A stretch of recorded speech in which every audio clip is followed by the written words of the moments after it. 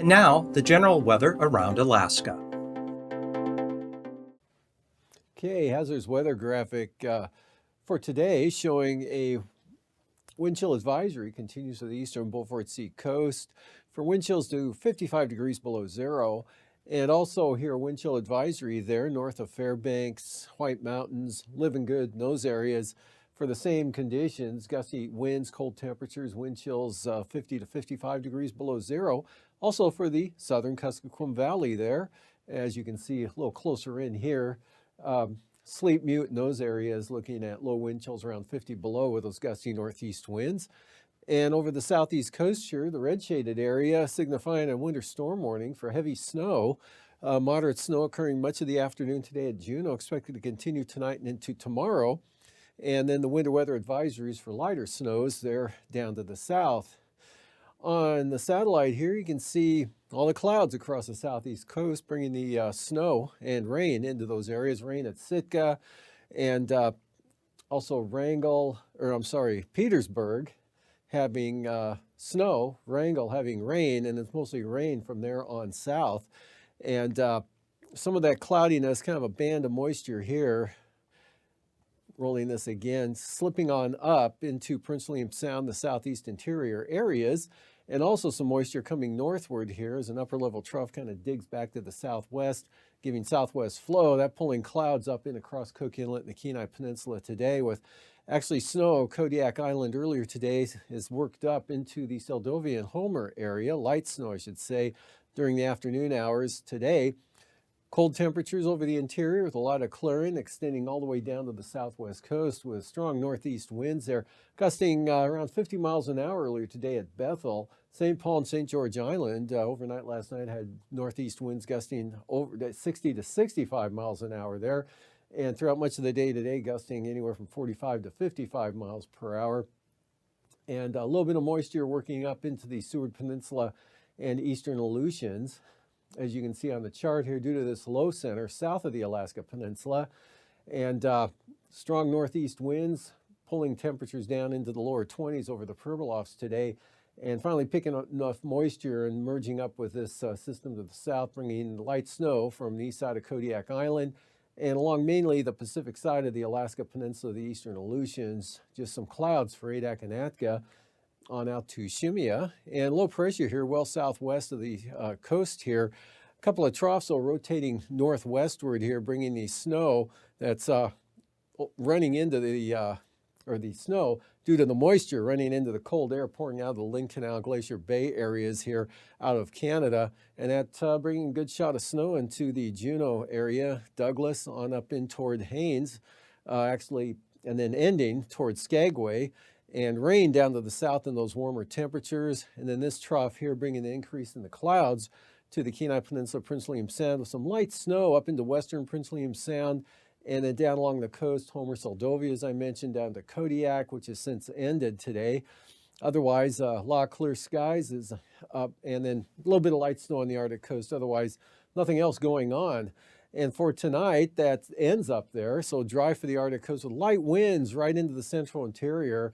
Look for very cold temperatures up over the northeast part of the state, anywhere from 35 to 50 below zero, and definitely into the minus 30s in and around the Fairbanks area, below zero, all the way down in toward Bristol Bay tonight, as well as south central Alaska. Depending on how much cloudiness remains throughout the night here, is going to have a big impact on the overnight low temperatures along with the wind. So it won't be as cold in the Copper River Basin due to the clouds and increasing snow in that area. And snow over the northern panhandle, mixture of rain or snow from the area from Sitka to Port Alexander, eastward there to Wrangell and Petersburg. And then south of those areas, just plain rain. Chance of snow for the Alaska Peninsula as this low center slowly moves westward, and the eastern Aleutians dry here for the western central Aleutians. Still strong east-northeast winds across the Bering Sea, but much lighter to the north. Weak cold front pushing eastward there out of the Russian Far East brings a chance of light snow to the western Arctic coast tomorrow. And as you can see, not a lot of moisture associated with that, so it's not going to be much of a snow producer at all, or a wind producer for that matter. High pressure ridging across the interior from the center there near Eagle. Cold temperatures staying well below zero all across interior Alaska and up to the Arctic coast. And periods of light snow, central eastern Copper River Basin areas. And mostly sunny, cold, Cook Inlet, Kenai Peninsula, all the way out to the southwest coast. And still a chance of snow showers here for the eastern Aleutians and Alaska Peninsula. And again, snow as this rain-snow line gradually moving northward.